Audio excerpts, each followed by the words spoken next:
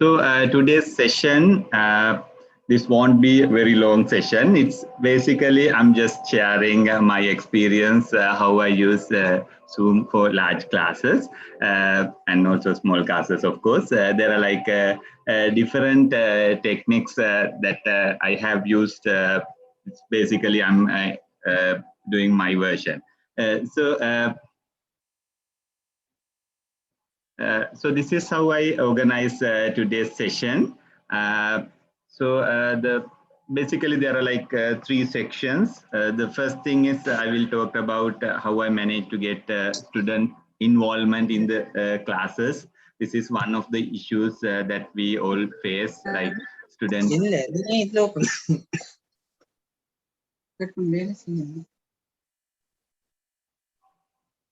student involvement is like kind of low. So that is one thing. So in my classes, how I did, how I improve the student involvement. So that is I will discuss.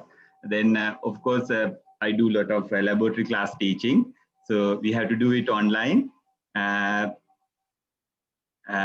that some of the laboratory classes, once you convert it, you need to do collaborative teaching. So I will explain some of the techniques that I have used with laboratory teaching with my colleagues as well as teaching assistants. Then finally, I will discuss some of the most requested thing in the blended learning questionnaire that we have distributed. So that's how to use whiteboard and how to do annotation using Zoom. So this session will be kind of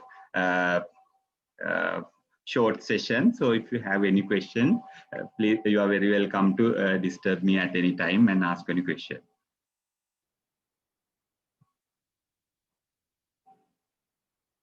Right. So this one, we all have seen this one from Graham Gibbs' book. So the what you see here is basically the ideal situation. On your right axis, what you have is the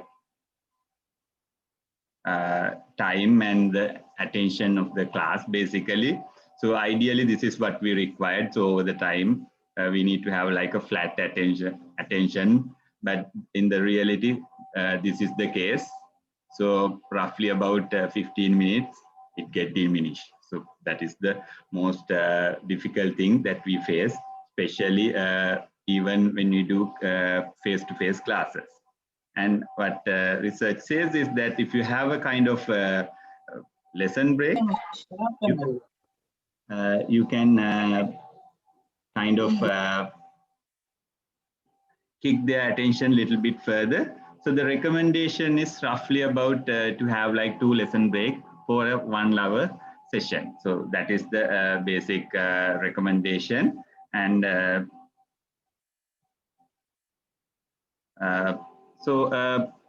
are like different activities you can change, but when you do it online, the choices are a little bit low. So that is the main issue that we face.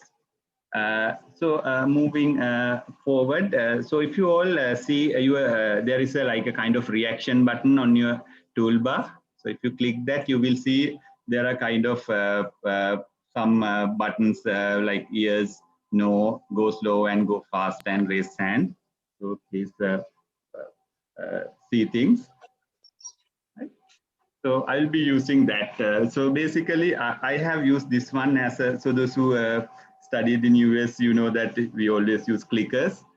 So the similar output you can get directly from the Zoom without using any other tools. So these are like, these reactions by default, if you configure it, you will see thumbs up, tada, and different reactions, clap and things like that. So these are called non-verbal communication mode. So I will show you how to enable that in your computer. So before that, I have one question to you. So take a look at this one. And then what I want you to do is, so this is kind of very famous dress circulated among the social media. So there are like 2 different color perception for people. So if you see it white and gold, please click yes button, and if you see it black and blue, please click no button. So those who missed the part, so you can click this reaction button and then you get yes and no.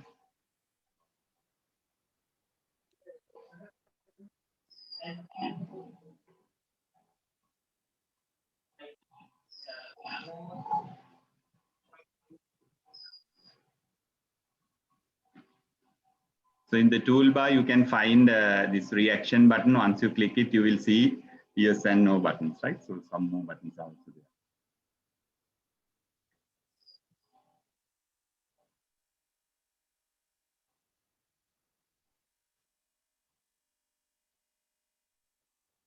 there. Usually this toolbar appears at the bottom. Right?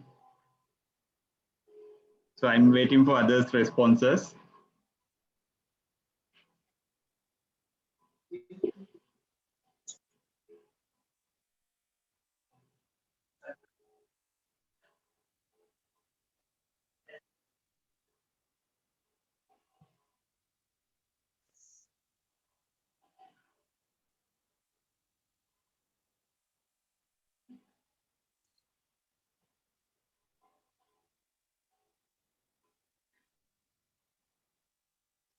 Right, thank you. So you can see the number of responses if you click this button called participants. So you will see the participant list, and from there you can see the numbers. Now, according to this numbers, I have like 13 yes and 15 no's. Right, so now it's okay. It's like 15 and 15. Okay. So roughly like part of this 50% of the audience sees this as a black and gold, and 50% of the audience sees this as a black and blue. So white and gold and black and blue. So it's kind of interesting. So you also can see the numbers. If you That's a question. What's the correct answer? I think, madam, there's no correct answer. It's basically the perception. So the color perception is different from person to person. So when we were young, so mother shows some color and our receptors see that some color. And when we say if it is red, mother gives us a candy so that we register that, okay, whatever that see, it's a color. So when you are in the margin, you don't know. So for example, some people see gray and blue separately, and some people see like, so if you show the car and ask, okay, this is gray, right? Okay, some people, okay, it's blue. Some says it's brown. So that happens to the when you add the boundaries, it's kind of difficult to decide. So we have like a natural group. Basically, it's like 15 and 16. So kind of interesting group. So I will clear the clear the answers. Can I ask a question? Sorry, you said if we click the participants, we can see the total. When I clicked it, I couldn't see. Only the host can see it. Is it the count, final count? Usually, everyone can see it. I'm not sure whether it's only host can see it. Usually, my student says like it's 50-50 or something. So that's why I say like host can see, everyone can see it. So probably only I'm the one can see it. I'm not sure about that. Very sorry about that. Right? So let me show you a screenshot of that. So that, okay, so Dr. Iroja says she saw it. So it's basically at the bottom of the participant list, you will see like a set of tools. And there you can see the numbers. So I will show you how it looks like. So this is my participant list. So actually I took this from the yesterday's class. So this is my participant list. And when I ask it, you will see, so this is a zoomed in version.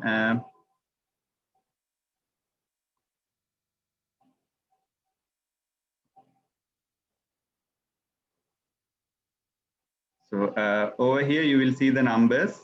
And so it's like, so in this session, it was like 16 and 15. So something like that.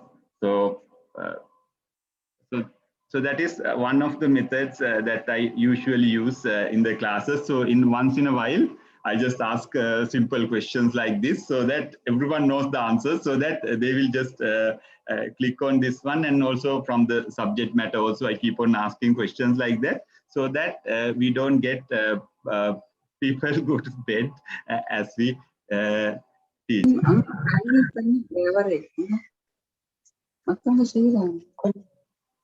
Then you can ask.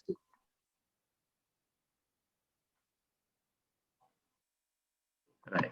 So then I'm moving forward. So this is one of the really nice option. And since you have like 4 different options, you can even write down, okay, yes means this one. No means this one. Go slow means this one. Go faster means this one. So that you have 4 different options, and you can get those. Right. So this is another type of. So let's do some simple experiment. So take your this thumb and middle finger close by, and then you will see a slit. So that you can look at some bright object. So you can see your, if you want, you can see your monitor or some other object. So if you see any difference rather than normally seen, so you can type your answer in my chat window. So if you want, you can send it as a direct message to me, right? So then nobody will see it except for me. Do you see any difference when you look at any bright object to this one? So you can look at window or something. Even your monitor will do the job. If you look at some section of the monitor with this through these 2 fingers or without this, you will see slight difference if you pay attention to the same section. Anyone seen some vertical like gray lines?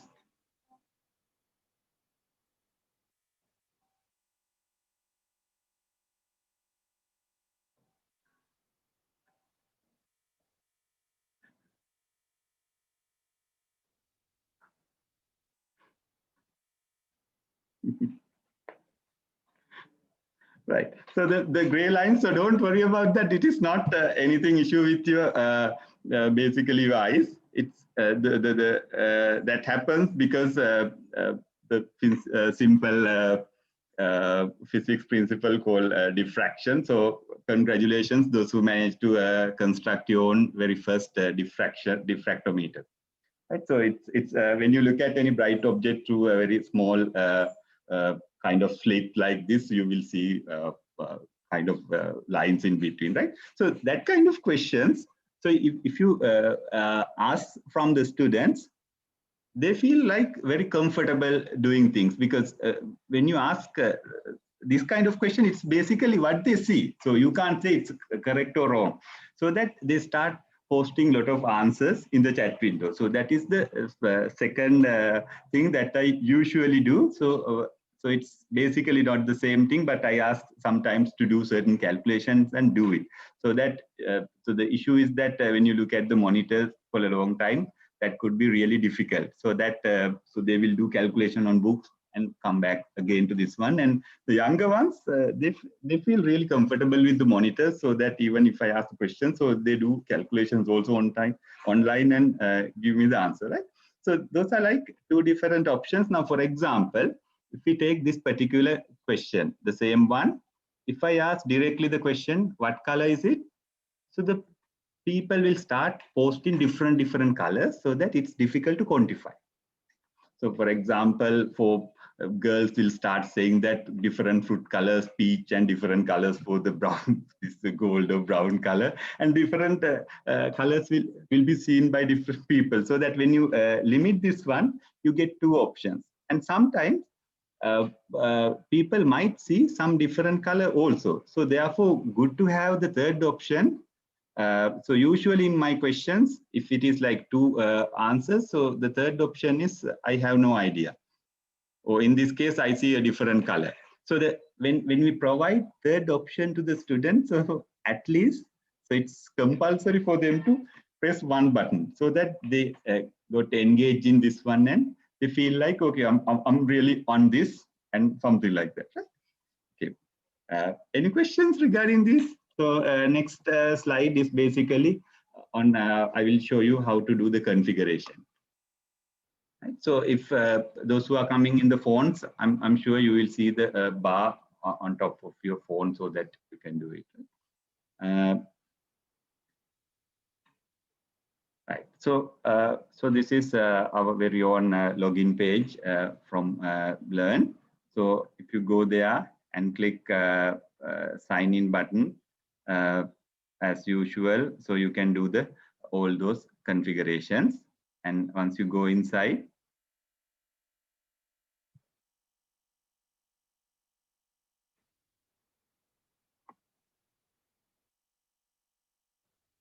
right, sorry. Once you go inside, on your left side, you will see kind of menu. So there you need to select settings. Don't worry, I will share all these presentations with everyone. So there under settings, if you go to a sub-menu called, so under meetings, it's called in meetings basic. So if you search for, if you go there, you will see two options.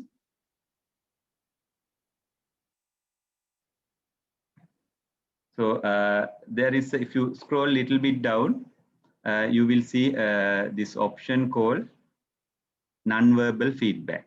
So these are the things that we have used right now. So this non-verbal feedbacks, you need to enable it.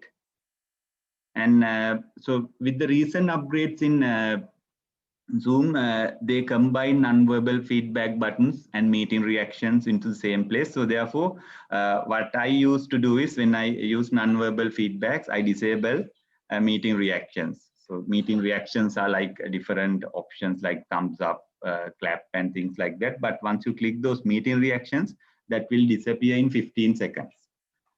So therefore, I usually disable that. So my recommendation is that enable non-verbal feedback.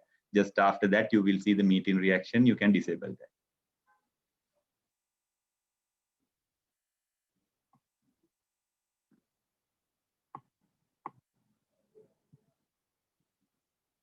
Right.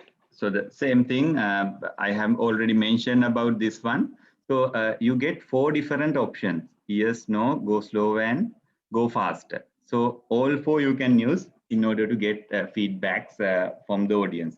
So that especially like when we teach, we know that certain cases where student will go wrong. So usually we know some of the things. For example, I met my mathematics teacher like 2 years ago. She was asking, can you do this one? So if you take x and y to the power 2, I used to write this one x squared plus y squared, which is wrong. We all know, right? So we need to have like x, y term. So things like that, good teachers know that.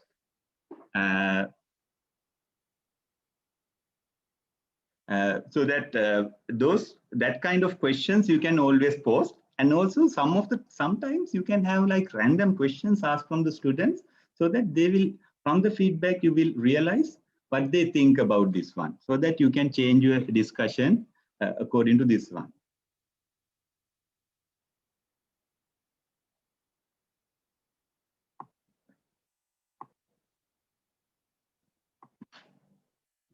Right. So the hardware setup. So right now, today's my hardware setup looks like this. So I'm at home. So basically, I have my laptop, and it's kind of running a new operating system, Windows. I'm not that familiar with. So that my one of the monitors is connected to that. So that on my left monitor, I have the chat window and the participants list, so that if somebody is like making noise, I can easily go and switch off and do different things. So there are like different options that you can choose. So always good to have 2 monitors, one way or the other. So if you have a laptop, you can easily connect a secondary monitor. So that's not any rocket science, just like you are connecting to your multimedia projector, but you need to have a monitor for that. So sometimes you might need a converter. So if your laptop output is HDMI and monitor is VGA, you just need a converter and get it connected, so that you can have different things in one window, and one main window you can share it. You might not have a desktop, but a monitor, but you might have your desktop and laptop, or one old laptop and one new laptop. So that you can have working laptop and the other laptop. So both laptops you can log in, and one you can disconnect audio. And from that, you can log into the same Zoom session, and from that you can monitor your chat window and participants list, so that it is convenient. Rather switching here and there, you can directly do that. So if you don't have this option, there are like few other options. One is you can use your computer with a tablet if you have, or else most of you have a mobile phone. So you can log into the Zoom session in both of the cases, and then you can use small screen to do the monitor. So those are the different hardware setups you can use in order to do this one efficiently. Otherwise, it could be slightly difficult when you make things smaller. Like still you can do it. So on your right, you will get it, but your screen area is getting smaller. So if it is all right, so you can do it. Otherwise, good to have a secondary setup. So that is why I always would like to have a secondary setup. So if you look at this carefully, there is a kind of a converter. So this is HDMI output that is being converted to the VGA, so that is what come into the secondary monitor.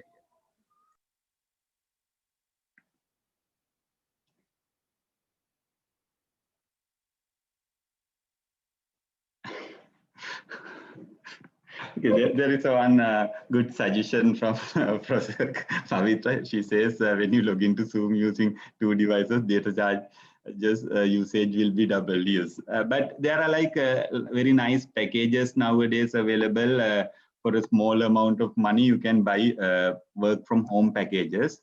Those are very cheap. Like for example, I purchased last time 100 rupee one. So it's giving me like 35 GB of data to use Zoom, but that package is no longer available. So there are different other options to get rid of the issue with the data charges.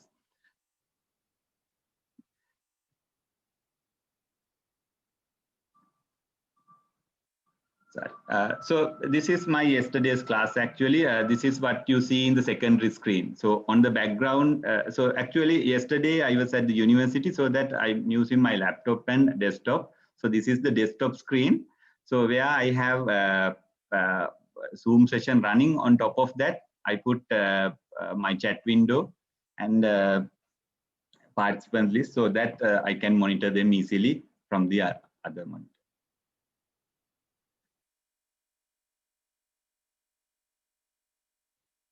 Right. So any questions with regard to hardware setups?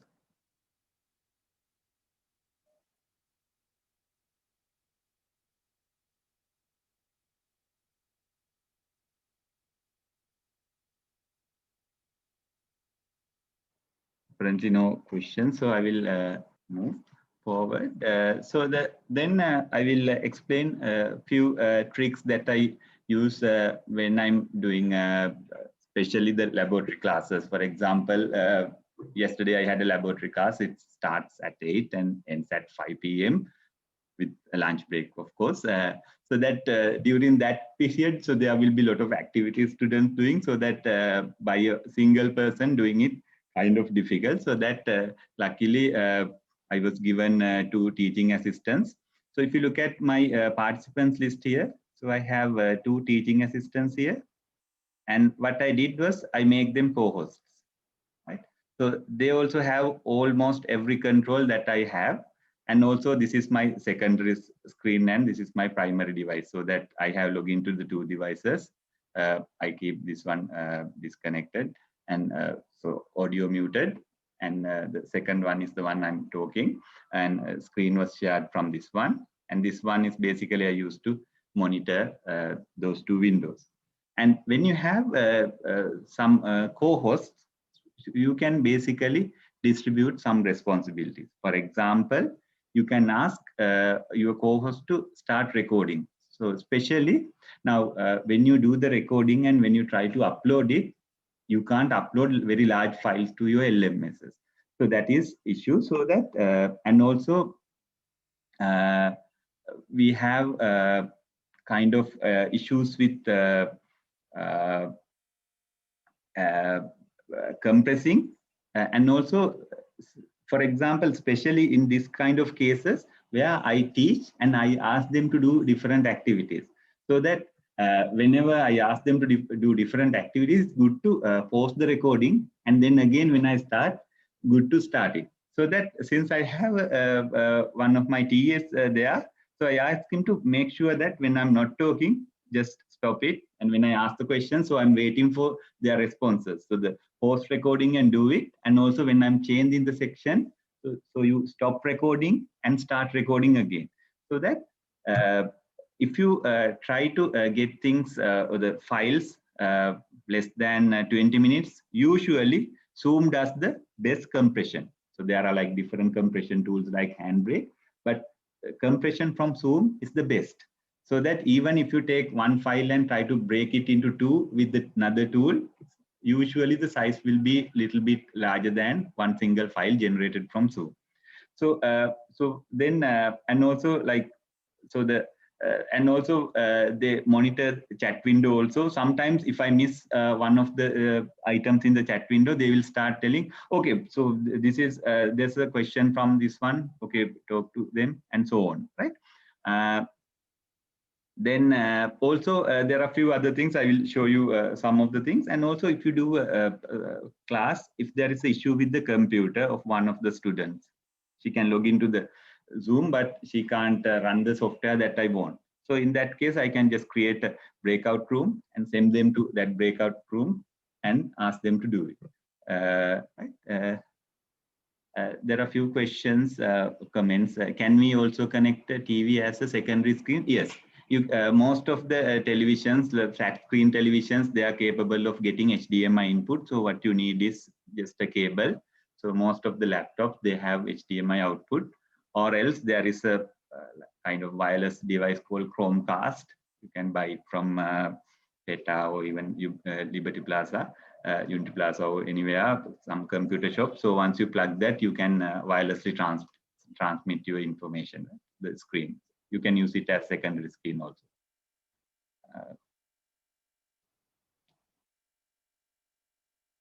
There are a few more questions.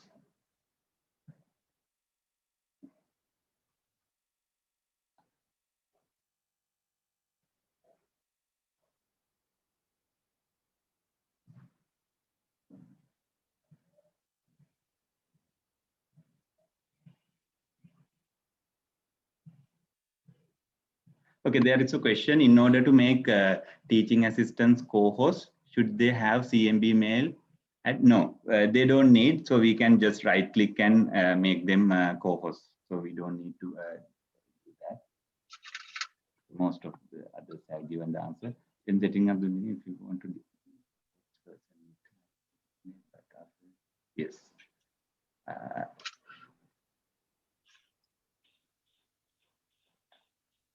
To get part of the screen on the second screen like you showed, we need a converter, right? Okay, there is a question. To get part of the screen, that is the screen extended mode of the screen, we need a converter. Or just the HDMI want to. Okay, so it depends on the device. Now, for example, if you have a television, they have HDMI input, and most probably your laptop also have HDMI output. You just need to buy HDMI cable. But in my case, I have very old monitor, so that it does not have HDMI.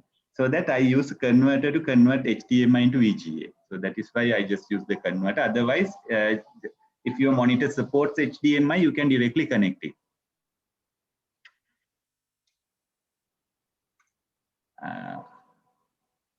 There are a few questions regarding how to record it. I will come to that later on, right? And also now, when you're teaching, you can do these things. You can ask them to do recording, monitoring chat window if I miss something. And also you can annotate different things. I will show you how to do that. And also if there is a support required, you can have a breakout room and just put your student and one of the TAs, so they will solve it and come back. And also if you are doing alone, so if you don't have TAs, if you need, if one of your students needs support, so if you start supporting them, so whole class will be idle. So in that case, what I usually do is I take one of the good students and ask him to her to explain how you manage to get this solved. So during that time period, I will create a breakout room and go to that room with that student and solve the problem of that student, and we'll come back. Right? So that is how I get things done when I'm in the collaborative teaching environment. I will show you one screen from yesterday's class. Now, if you look at this carefully, so this is my yesterday's class, and actually the screen what you see is not my screen, it's my TA's screen. So he was preparing this circuit diagram on a software application. Meanwhile, what I did was I did this annotation. So you can see like bad handwriting, that is from me, so that I will explain different things so the two things you can do it parallelly. Otherwise, it will take a bit of time for me to generate the whole circuit and explain it, so that while my TA is generating the circuit or building the circuit, so I keep on explaining different things, how the current you should manage and how voltage should be managed and so on. And meanwhile, I ask few questions. So this is the answer for the some emission wavelength for a silicon diode, basically. So that is another thing that you can do when you do collaborative teaching.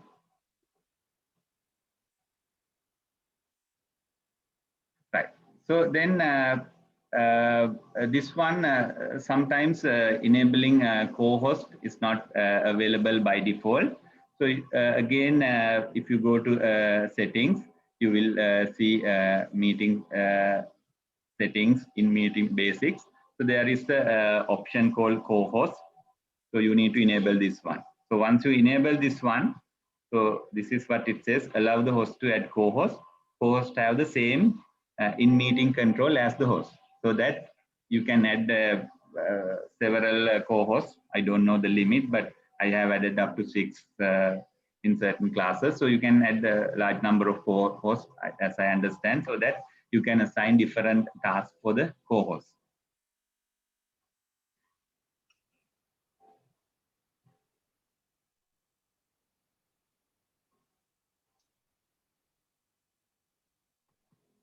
Right. So before moving towards next section, so there are a few other questions that I need to answer. One is how to do recording and control during lecture. Okay. So the recording basically, so there is a kind of when you share screen or even before sharing screen, you get a button called recording, and if you share the screen, your recording button will not appear on the normal toolbar. That will on the more, there are like 3 dots. There you have start recording, and at the same time you can see like post recording and resume recording, so that you can control that. And also there is an option called stop recording. So if you want to break your recorded video into several parts, you just stop recording and again start recording. And there is a question, how do you record to cloud instead of the computer? Okay, so the cloud recording is possible. So you need to enable that in settings. But the issue with this cloud recording is that the cloud that we are really using is the one from Learn, and their storage is very limited. So if you record in the cloud, that might not help in most of the cases. So therefore, good to record in your machines, and cloud, the recorded ones will be deleted after a certain time period. And also, since the setup is sometimes not that stable, if there is a failure in the machine, you will lose everything in the cloud recording.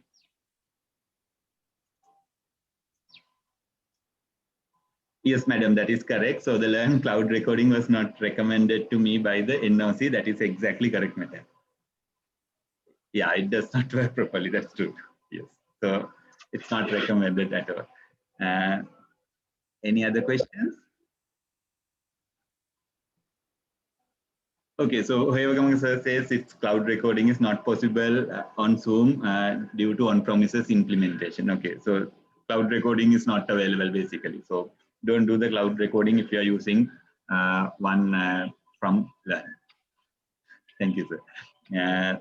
Right, so then I will move to the next section. So this is, I think, Professor Pavitra put my name there. So this one, Zoom, out of available tools, Zoom is one of the most interesting tool to me.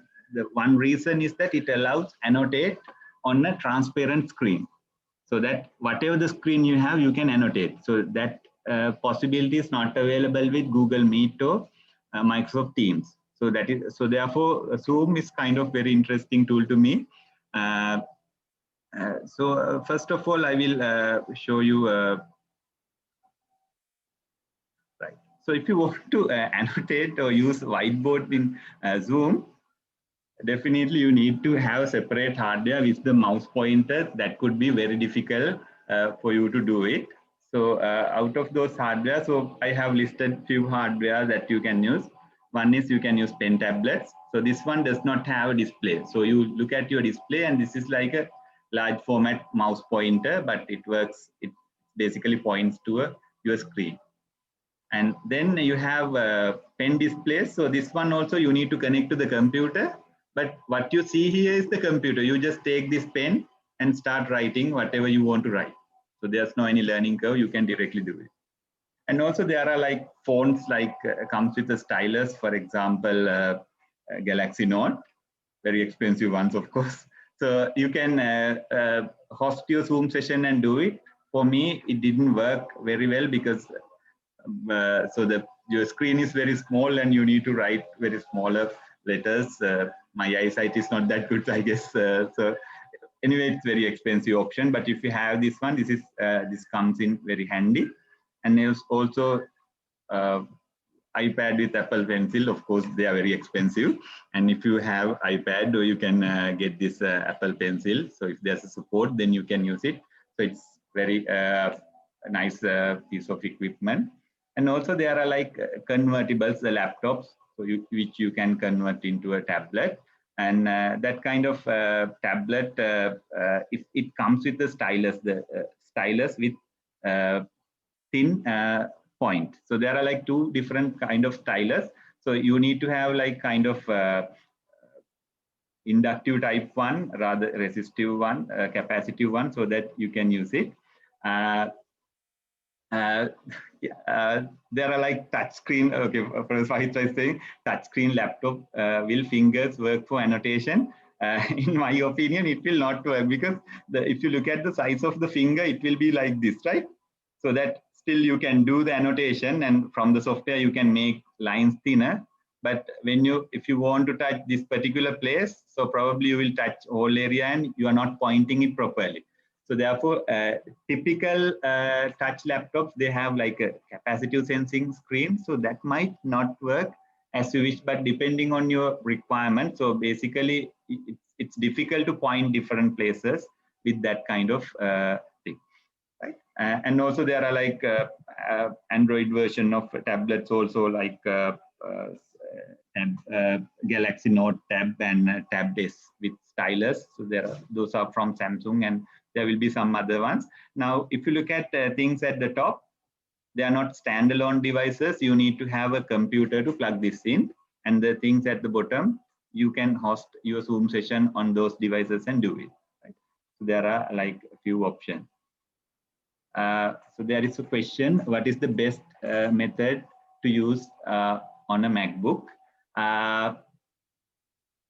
With MacBook, I'm not sure whether MacBook support this pencil. So if the pencil supports, that's the best because the ecosystem is very much good. And I think this pen tablet or pen display will do the job. So I will come to one slide with regard to pen tablet. There is a question, what device pencil are you using? So I'll in next slide, I will explain that. If you can have a separate small session on how to use a pen tablet and what is the option. I will show everything, right? So I'm coming to most required, getting the most required answer. Right. So so here you show the two options. So this looks like a MacBook. not sure. So this is a kind of pen tablet that I'm using. So I'm using USB one. This is a Bluetooth version. So you just plug this in, but you don't have screen. You look at the screen available here and write things here. And this one is a pen display. So you have the pen, and this is connected to your computer, and HDMI also connected, so that the screen is mirrored over here, so that you just write on this one. So there are like pros and cons on these two systems. So this one is very compact. So what I'm using is like 6" by 6", so that it's very portable. Just plug this in and use it. This one is very bulky. You need to supply power and USB connection and HDMI connection in order this to work. So this is kind of bulky, and you can't just having laptop, you can't do it. You need to have power supply as well.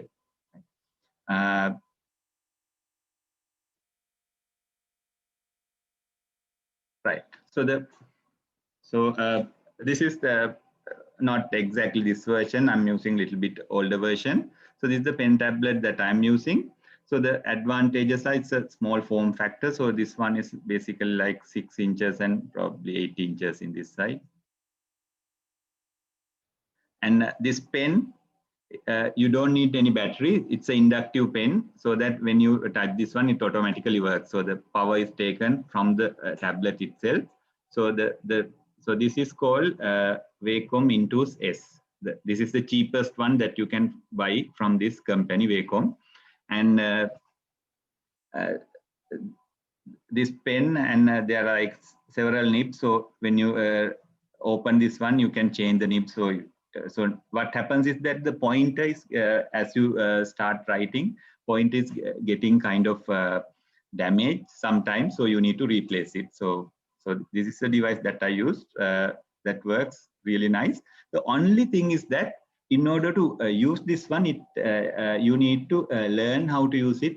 That will take a little bit of time, little bit in the sense that you need to work for at least half an hour on this one, just to see the alignment and do the things. So for example, I purchased this one maybe 3 years ago before COVID season, but it was a kind of difficult to use. So I didn't use it until last April.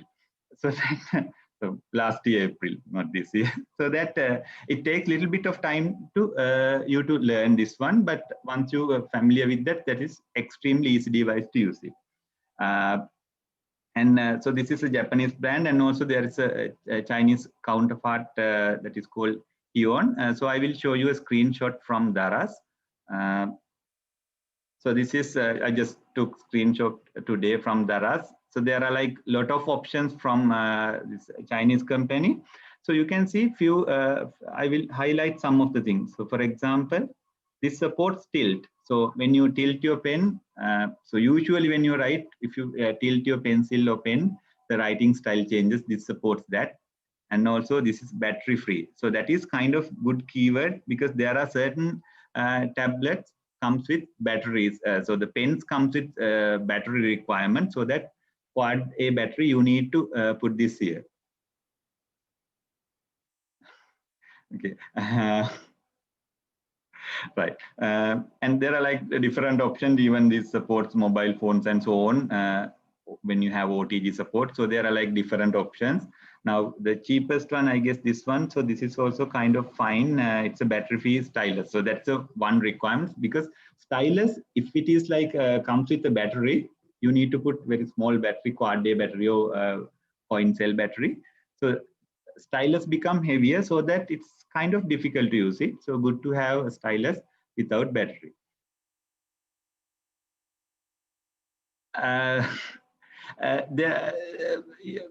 Once you annotate this one, actually, so there is a question: is there a way to erase automatically when you move from one slide to another? The thing is that when you type here, I'm using Zoom. Zoom has no idea whether I change the slide or not. But if you there is a way to annotate using PowerPoint, so that when you go to the next slide, it won't be there. Right? So always you can go clear button and clear it.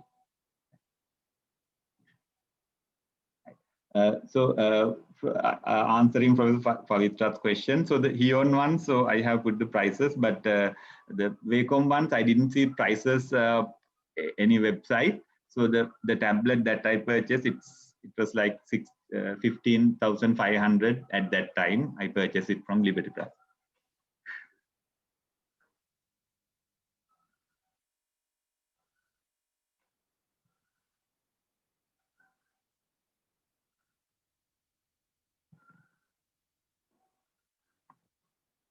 Right. So so these are this is how you, if you share a screen. So this could be a PowerPoint presentation or any other PDF file or even video player. You stop it and you need to show different things. You can use the tools. This is the annotation tool. Once you click it, you will get a toolbar like this. So this is a floating toolbar. You can move it here and there. Right? So then there are a few options. If you want to draw, so at the moment I'm using this one, and from here I can change the color. So it's blue. So if I want to change it to red, so I can change it to red and use it. And the second tool, it's for the lines. And this one is like a highlighter kind of.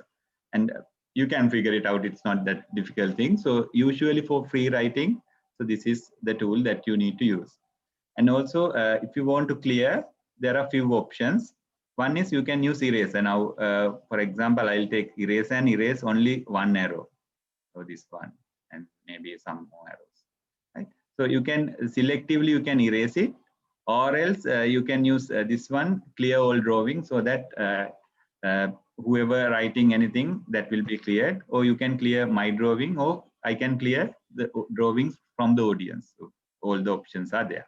So when you move one slide to another, it's always good to clear everything from here, so that that won't be there. And also the stamps. So you get nice stamps. So if you want to put check marks, so things like that, those are available. And also as a user, you can there is an option called arrow. So you can use arrow. For example, if one of your students is sharing the screen, you can use the arrow. And as you click here, arrow goes there like this. It's not just like mouse pointer. You go and click it, the arrow will stay there, so that you can show different sections in the screen and do it. Right. So let me answer some of the questions. So if you can have separate small section and using pen tablet, and what are the options available? So I think I have answered that. When you check how much is available, is there any way to erase automatically? Yes, I have answered. There's no way to get it automatically erased. Right.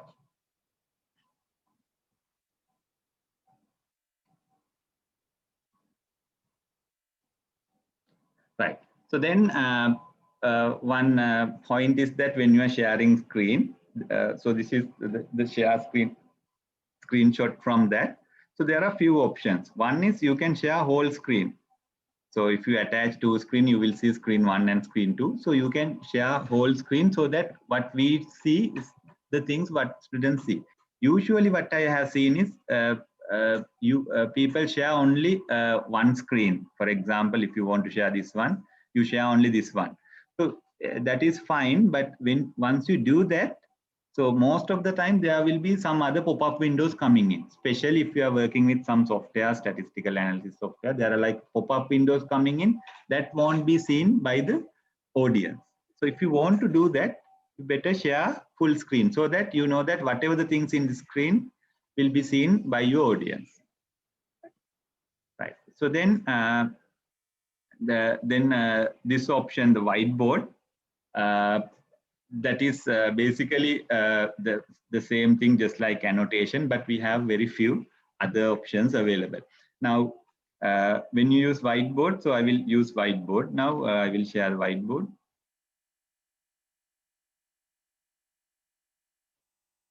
Okay, so before that, I will show you one more slide and then jump to the whiteboard. Right. So this is a screenshot from a whiteboard. Screenshot from whiteboard, so that this annotation toolbar, you can take it down.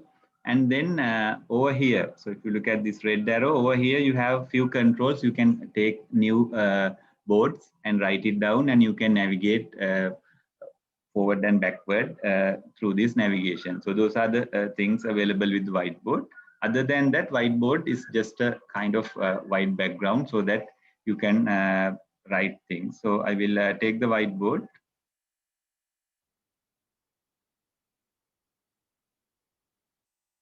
So now what you see is my whiteboard. So you can write anything. Yeah,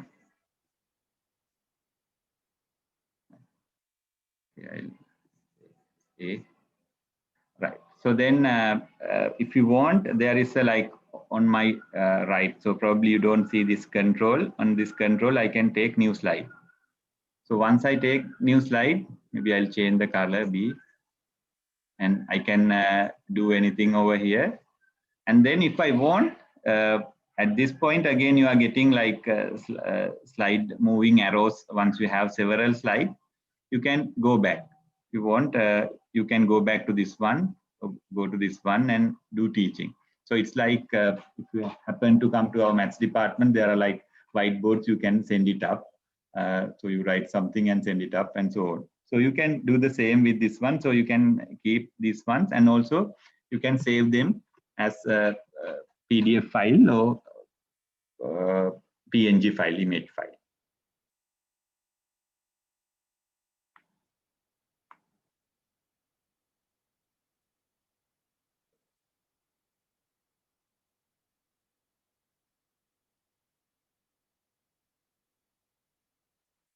So the controls, basically whiteboard controls. So basically whiteboard controls here. So this one is the new sheet, so that you will get new sheet. So after that, once you get new sheet, you will get arrow keys left and right, and your slide number will be here, so that you can have some kind of interesting slides available here.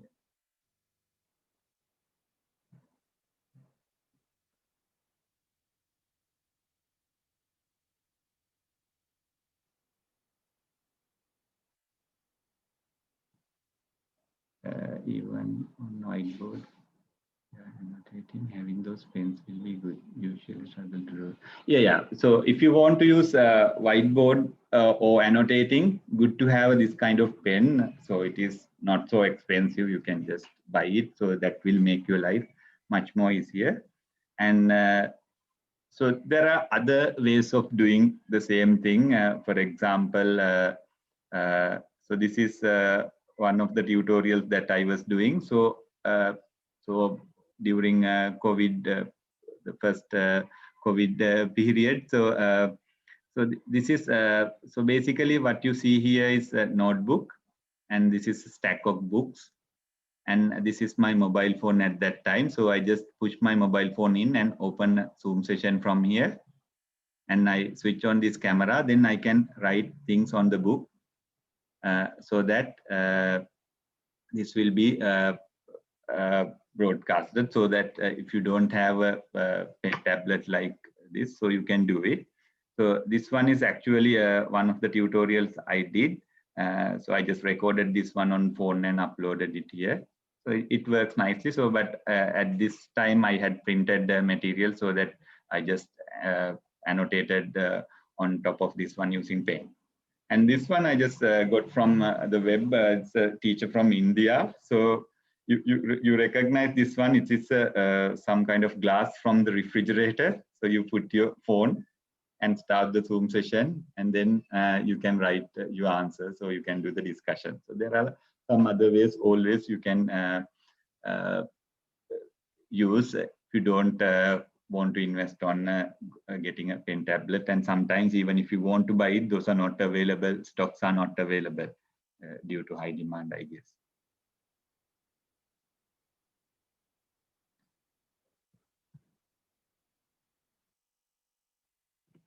Right. So basically that's all I have. So thank you very much. So if you have any other questions, so I can answer. And there are like few questions raised from Professor Daya Bandara, how to arouse interest, especially Zoom sleepers, the recommendation.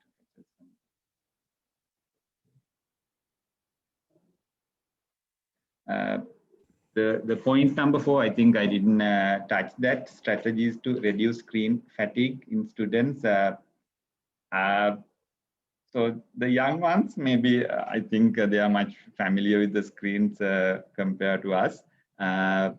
So what I usually do is I'm giving some exercises for them to work on the books and do it, but sometimes they don't do it on books. So they will do using online tools and submit it.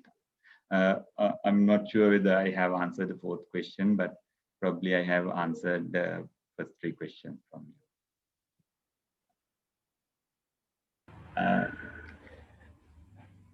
Iran, can I interact with you? Yes, sir. Yeah. Iran, did you ever try to use a real whiteboard to do the teaching on using the Zoom? No, sir. Can I, if you can let me to share a small clip which I developed to tell the staff, I can play. I hope that the others then can understand. Yeah, okay, give me a minute. Hope you can see the screen. Am I correct? Can you see it? Yes, President. Yeah. Yes. Okay, Yes. I'll play the Online video. teaching with Zoom. You need a laptop with a web camera, a whiteboard, marker pens, a reliable internet connection. First, select a location with less noise and good lighting. Make sure there are no disturbances. Turn on your computer. Open Zoom application and start a new meeting. Turn on audio and video. Place the whiteboard in front of the laptop. Make sure there are no light reflections on the whiteboard. If there is any reflection, change the angle of the laptop and the whiteboard. Go to video settings and disable Mirror My Video option. For better quality, we can use 16:9 ratio and enable the HD option. Conduct a sample recording to check video and audio quality. Stop the screen share and use the whiteboard. If you want to share learning materials again, turn on the share screen option. To keep the file size under 50 MB, you can stop the recording at about every 20 minutes and start again. After completing the lecture,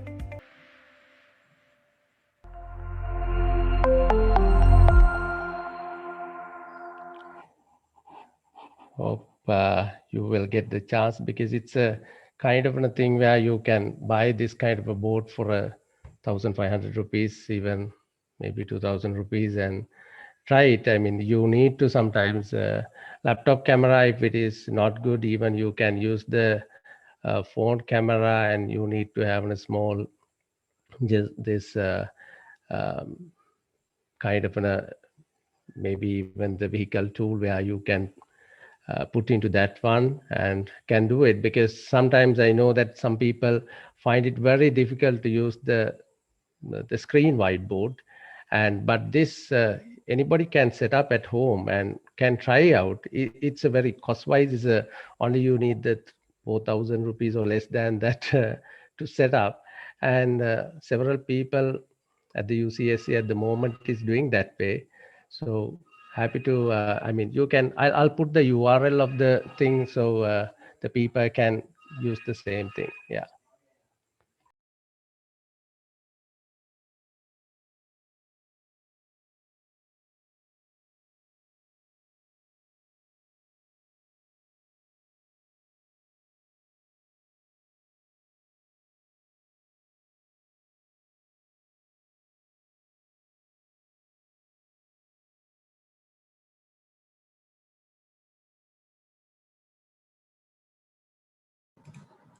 Hiran, can I ask a question? Yes, please.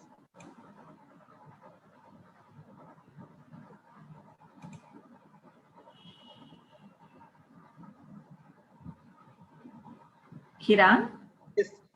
What is your, now you shared your experience with that, what you call tablet pen or whatever, where the screen, but like a foam where you write on top, right? Yes.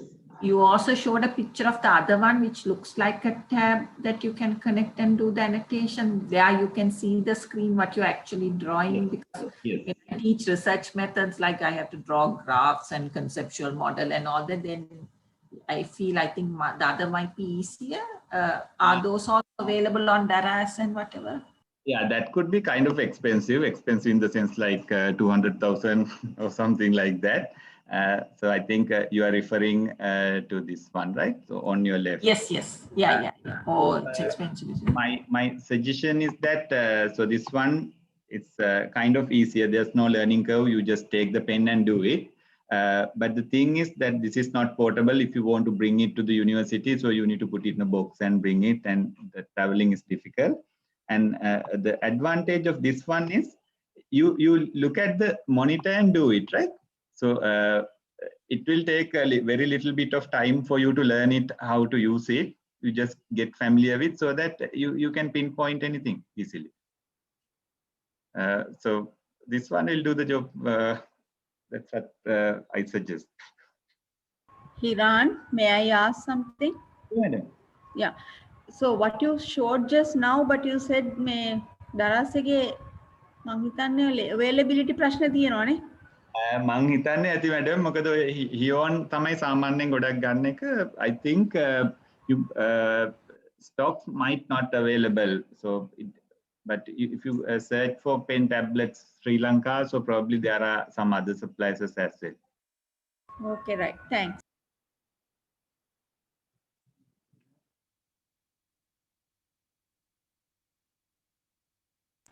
Why? Pavitra, you got cheated? Yeah, the item is not working and they won't take it back, or nobody to repair it and whatever. My God. There are certain physical shops available, so in Unity Plaza, so you can go and buy them.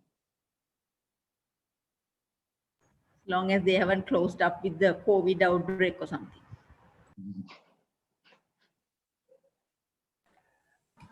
I had asked this question earlier. Now I understood how you have two devices and you log in twice and have the chats and participant on one and the other. But the other option where you have a screen and you connect through the converter or the HDMI, when you connect that other screen, usually it's the same thing that appears there. How do you get the chats and Are you using Windows computer? Sorry? Are you using a Windows computer? Yes. Okay. Yeah. There is an option called extend the view. So if you press your Windows key and P, you will get three options. One is you can duplicate it. So that is what usually happens. And there is an option called extend. So once you extend it, it's a separate window, and what you have is a separate window. So you can drag and drop things from left to right.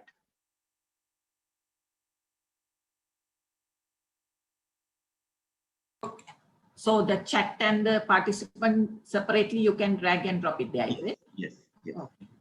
Thank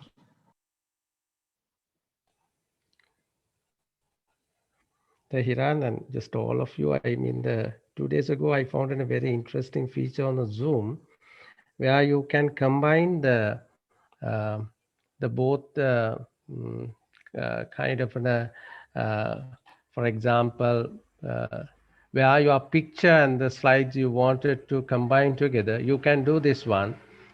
So this is actually on the Zoom site. They have said how do you do the sharing the slides with the virtual background, where you can select the presentation slides. So what you have to do it when you start screen sharing, click advanced, slides as the virtual background. If you select that one, so you will get something like that.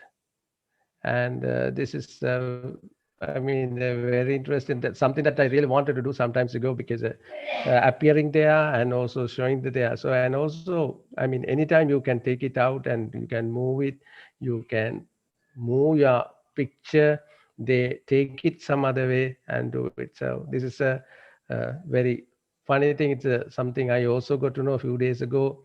Others can try out and see. It's a very easier way to combine. I mean, you appear with your slides in the teaching session. So I'll share the URL with all of you. Can you annotate, Professor Hibagamage, on this, if it's like a virtual background, if you want to point something, can you annotate or? You mean that when you in the screen and the slide set, am I correct? Yeah. Yeah, even you can annotate. I mean, on the when you are sharing the screen, when you are doing it from the PowerPoint point of view, you can annotate using there. So then it appears on the screen because you are sharing the screen. So so then it's easier. Sorry, Pavitra, I have not yet tried out. So, but definitely we can try it out and see. So I think you can annotate, no problem. But I haven't tried it. Professor Hibagamage, the two links that you gave, can it also be put the link on our blended learning repository, the links then? Sure. Yeah, definitely. Because the other one, little bit of on all the, in fact, I will definitely share. It's something we developed maybe a few months ago. I mean, when this COVID level 1 was started, I start using this YouTube one. I'll share. In fact, Professor Pavitra may know that we did a kind of a small experiment at the UCS is still 100% is not completed. What we wanted to do is this hybrid model using the Zoom. For example, as you all know, we use the whiteboard and the screen projector. I mean the projectors in the lecture halls. So how do we really get the output of a real lecture halls where the others can join online? So this is what we do using the Zoom. What the Hiran and I showed is what we call the web-based blended learning. I mean the web-based teaching. Okay, it's in really speaking, it's a but if I want to do hybrid teaching, that's I'll go to the classroom, then I use the smart board and where I interact, where the others can see you output of the smart board, can take it and project it on the main screen in the lecture hall. At the same time, those who wants to join the session remotely can see the everything. So whatever the thing